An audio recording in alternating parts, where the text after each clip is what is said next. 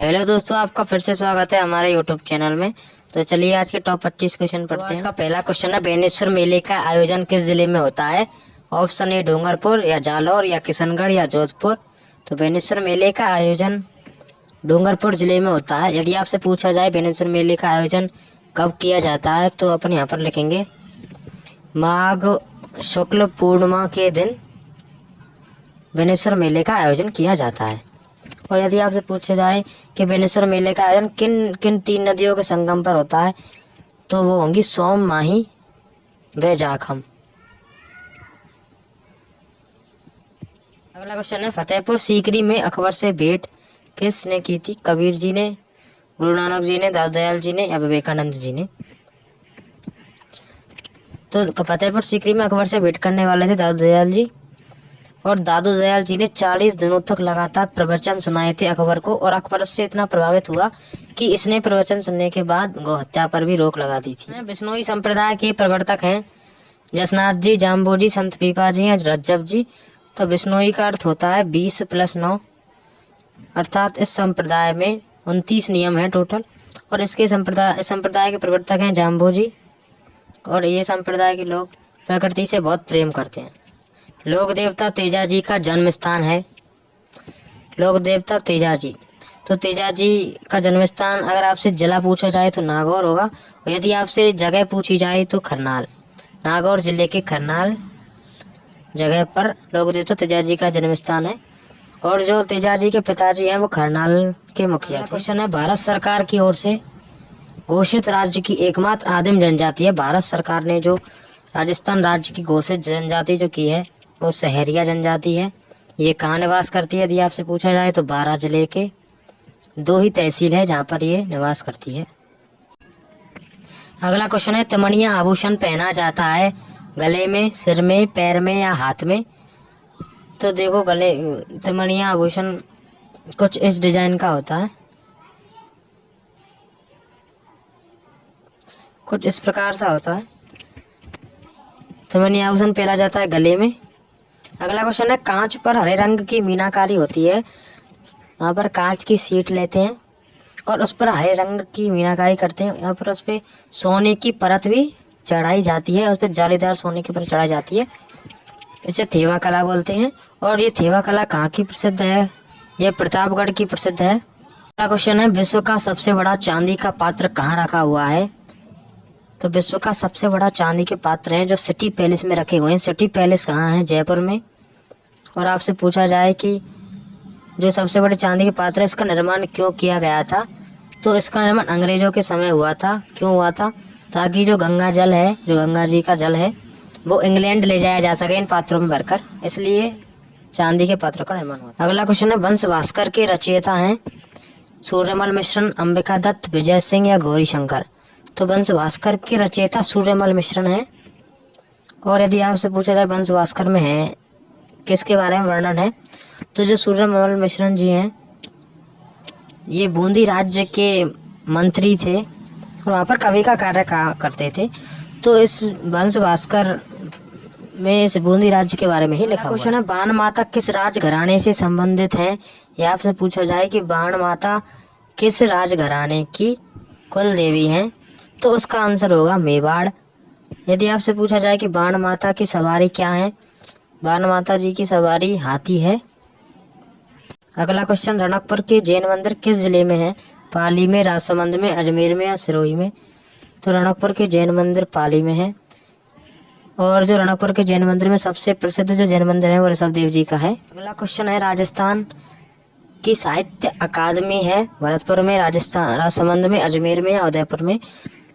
तो राजस्थान की साहित्य अकादमी उदयपुर जिले के अंदर स्थित है। परवन, निवाज, आहू, उजाड़ ये क्या है? ये नदियों के नाम है, छोटी नदियों के। तो ये आपसे पूछा गया है कि परवन, निवाज, आहू और उजाड़ ये किस नदी की सहायक नदी है या किस नदी से संबंधित है, ऐसा अपन कह सकते हैं।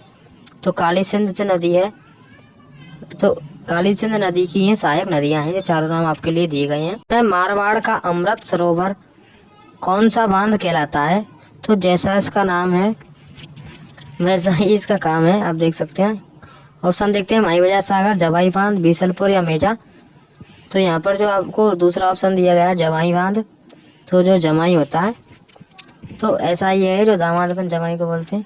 तो ये जमाई बांध है तो दूसरे जिले में, लेकिन पानी ये जोधपुर को प्रदान करता है, जैसा इसका नाम है वैसा ही इसका काम है। क्वेश्चन है, राज्य में किस नस्ल की भेड़ सर्वाधिक संख्या में पाई जाती हैं?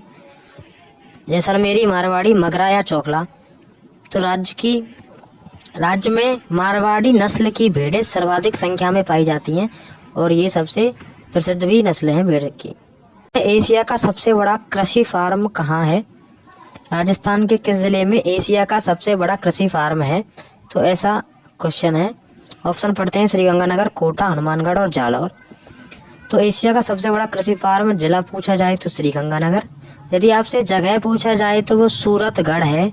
श्रीगंगानगर में सूरतगढ़ एक जगह है, वहाँ पर एक कृषि फार्म है। खनिज जो राजस्थान में सर्वाधिक मिलता है, राजस्थान में सर्वाधिक कौन सा खनिज मिलता है? तो ऑप्शन है जिप्सम, अभ्रक, सोना और सीसा। इसका उत्तर होगा जिप्सम। राजस्थान में जिप्सम जो धातु है सर्वाधिक मात्रा में पाई जाती है। और जिप्सम का दूसरा नाम क्या है? अपन बोल सकते हैं इसको हरसौंठ, स्थानीय भाषा में इसको हरसौंठ भी बोलते हैं। और इसका किसके लिए इस्तेमाल होता है, किस चीज़ में इस्तेमाल होता है? इसका टूथपेस्ट और शैम्पू के अंदर जिप्सम का इस्तेमाल किया जाता है। अगला क्वेश्चन है, राजस्थान की किस पड़ोसी राज्य से सीमा सर्वाधिक मिलती है? तो राजस्थान का ऐसा कौन सा पड़ोसी राज्य है जिससे राजस्थान सबसे अधिक सीमा को साझा करता है? तो सबसे पहले बात कर लेते हैं अपन पंजाब की। पंजाब से मिलती है आपकी 82 किलोमीटर। और जो दूसरी बात करते हैं हरियाणा की, हरियाणा से मिलती है आपके 1262 किलोमीटर की सीमा मिलती है। और जबकि अपन यूपी यानी उत्तर प्रदेश की बात करें तो मिलती है 877 किलोमीटर। और अपन एमपी की बात करें तो एमपी में मिलती है पूरा 1600 किलोमीटर।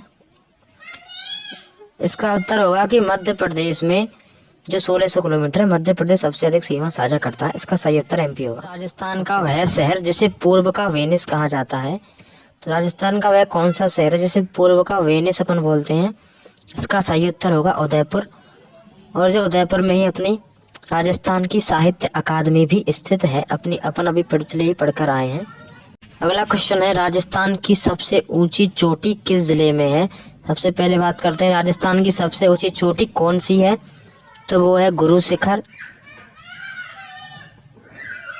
गुरु शिखर चोटी राजस्थान की सबसे ऊंची चोटी है।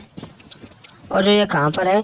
ये सिरोही जिले में पड़ती है। अगला सिंपल सा क्वेश्चन है, राजस्थान में सर्वाधिक सिंचाई होती है नलकूपों के द्वारा। राजस्थान में सर्वाधिक सिंचाई की जाती है।